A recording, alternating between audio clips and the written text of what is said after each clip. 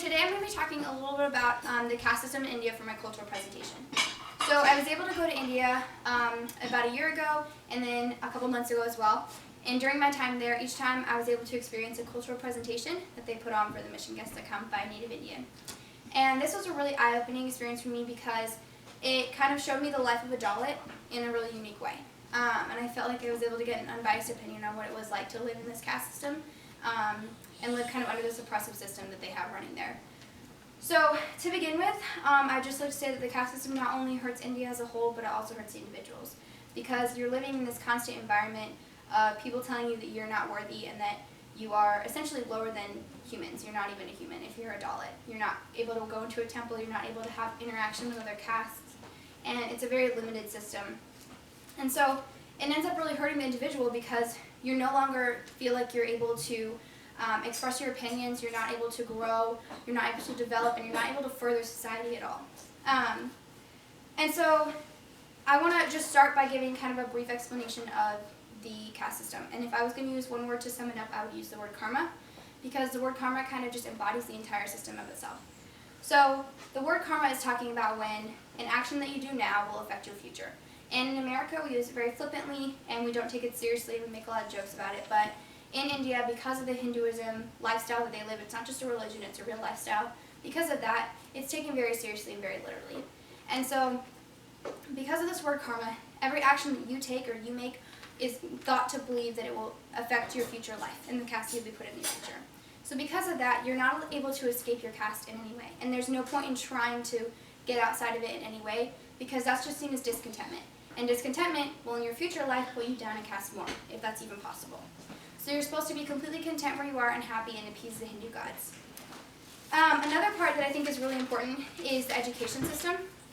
I have one source that says, and I quote, only 30% of Dalit children are recognized to have basic reading and writing skills. So another interesting fact that I learned in this cultural presentation was that 70% of Indian population are actually Dalits. And so when you have this massive percentage of your population as the lowest caste, and not just the lowest caste, but the lowest members of the lowest caste, and only 30% of those people know how to read and write, that's just a detriment to society as a whole. And so it causes a lot of problems. And even if you are able to attend school, the really difficult limitations are that once you graduate the 10th class, there's a series of exams that you go through that are very difficult, and then you are able to enter junior college if you pass those exams and do well. But junior college is really expensive, and so hardly anyone can afford, from the Dalit class, who are again 70% of India's population, can afford to send their children to a junior college.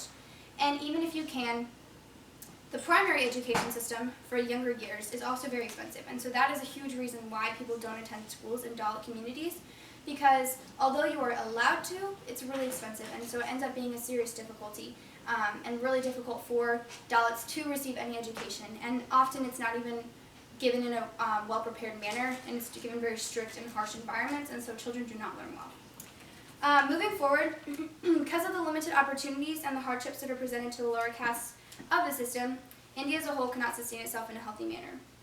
So 1 of every 6 people in the entire world lives in India.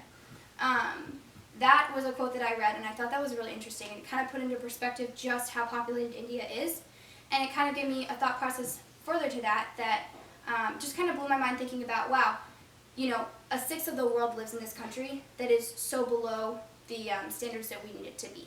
And India as a nation has so much potential and is such a beautiful place with an amazing culture and amazing environment, but the caste system just sucks the life out of it, really.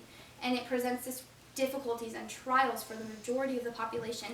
And it's just really hurtful and harmful to the society as a whole, which ends up hurting and harming the entire world. Actually, an interesting fact is that India's president right now, who is Ram Kovind, is actually a Dalit.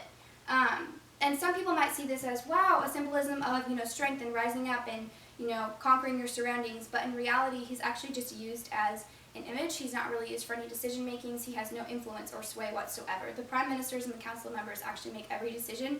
The president is just used as the face of the operation. So he's used to please the people, but he's not used for anything more. And so that also really hurts the people, because then you have this image of a president who's making decisions for the people that are his people, but in reality he has no sway or no opinion at all.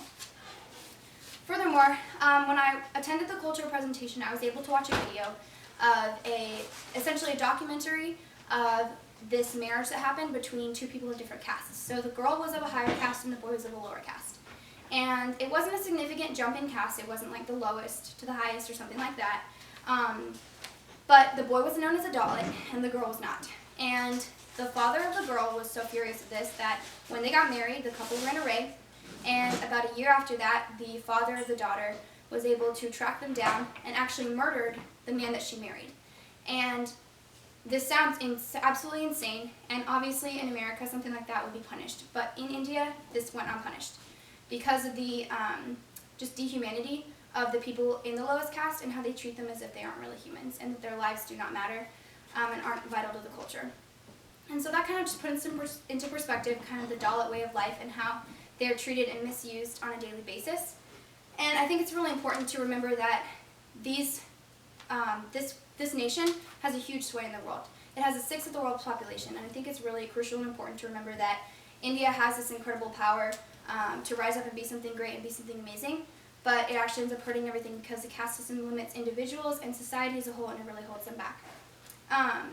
So I think it's just really important to remember that all people should have equal opportunities, and in India it's important to raise awareness for something like this because we need to begin to turn this to change this system, and we need to be able to begin reevaluating our ideas and our opportunities and just live in that kind of mindset and neglect the caste system and reject that and understand that that is something that is unhealthy and that every individual should have equal opportunity and they should be able to thrive in their environments and their place. So thank you so much.